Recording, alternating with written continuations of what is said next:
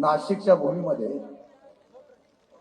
ज्या शेतकऱ्यांचा अलगार महाराष्ट्राचा होतोय त्या मोर्चासाठी शेतकऱ्यांचे आणि बळीराजाचे कैवारी आदरणीय साहेब, सुप्रियाताई, जयंत पाटील साहेब, सर्व मान्यवर मंडळी, उपस्थित बंधू भगिनी, पत्रकार मित्रांनो, आता isakal.com आहे देशातील नंबर 1 ची मराठी न्यूज वेबसाईट। प्रत्येक अपडेटसाठी isakal.com ला नक्की भेट द्या। एक खासदार फक्त नाशिकमध्ये आहे, ना आमदार, पण नाशिकच्या शेतकऱ्यांनी काय ठरवलं तो हा जनसागर आज पाहायला मिळाला। मनापासून आपल्या सर्वांचं स्वागत करतो। ही लढाई आहे, महाराष्ट्राच्या शेतकऱ्यांची लढाई आहे। ज्या मुख्यमंत्र्यांनी निवडणुकीच्या अगोदर 7-12 कोरा कोरा कोरा अशा प्रकारचं आश्वासन दिलं आहे, आमची मागणी एवढीच आहे, आता तुम्ही 7-12 कोरा कोरा कोरा करा एवढीच मागणी करण्यासाठी हा मोर्चा आणलेला आहे।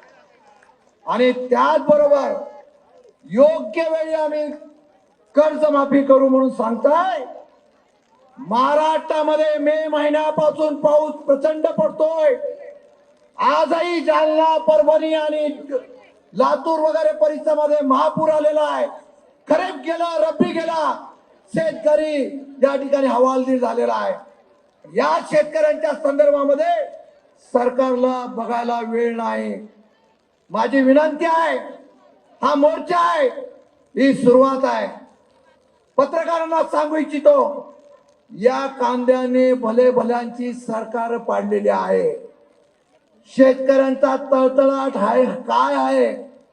गेल्या काही वर्षापासून महायुतीचा एकही मंत्री, कृषी मंत्री या ठिकाणी स्थिर बसलेला नाही। जोपर्यंत शेतकऱ्यांचा कर्जमाफी होत नाही तोपर्यंत या मंत्र्याला आणि महायुतीला तळतळाट लागेल, अशा प्रकारची या ठिकाणी इशारे देतोय। साहेब खडे तो सरकार से बडे।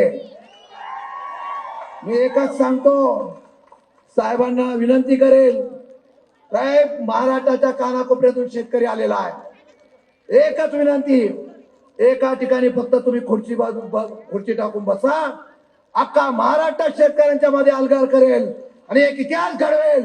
हे सरकार तरी जाईल, नाही तर 7-12 तरी कोरा कळेल। आज कांद्याला जी काय अडचण निर्माण झाली त्याच्यात साहेब बोलतील, पण एवढंच सांगतो, बहादूर कार्यकर्त्यांना विनंती करेन, आलेल्या शेतकऱ्यांना विनंती करेन, जर सरकारने कर्जमाफी केली नाही तर हे सरकार घालवायचा, अशा प्रकारचा इशारा या ठिकाणी देतो। जय हिंद, जय महाराष्ट्र। आता isakal.com आहे देशातील नंबर 1 ची मराठी न्यूज वेबसाईट। प्रत्येक अपडेटसाठी isakal.com ला नक्की भेट द्या।